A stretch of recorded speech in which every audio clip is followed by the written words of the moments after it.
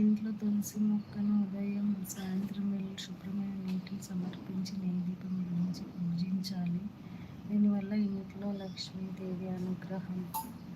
ఉదయాన్నే స్నానం చేసి తులసి కోట లేదా మొక్క ఉన్న పరిసరాలను శుభ్రం చేసుకోవాలి.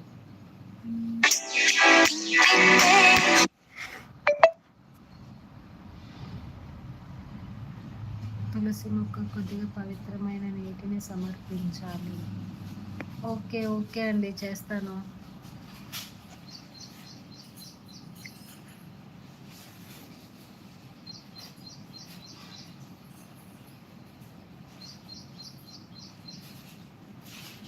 మట్టి లేదా రాగి ప్రమిదలో ఆవు నెయ్యి పోసి ఒత్తిని వెలిగించి ధూపం చూపించాలి. షూర్ అండి.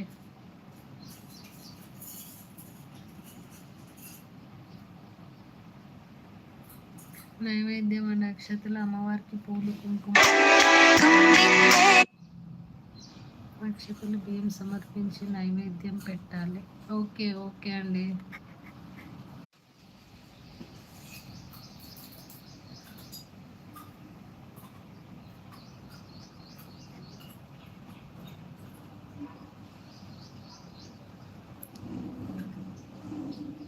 ఆదివారం ఏకాదశి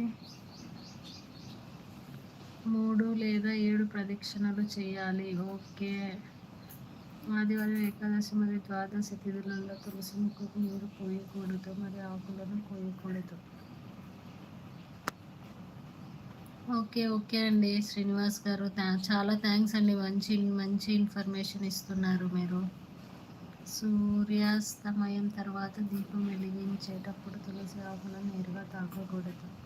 పూర్తయిన తర్వాత భక్తి శ్రద్ధ తులసి మాతకు ఆరతి పాడాలి. ఓకే అండి. గోవింద. ఓకే అండి, థ్యాంక్ యూ అండి.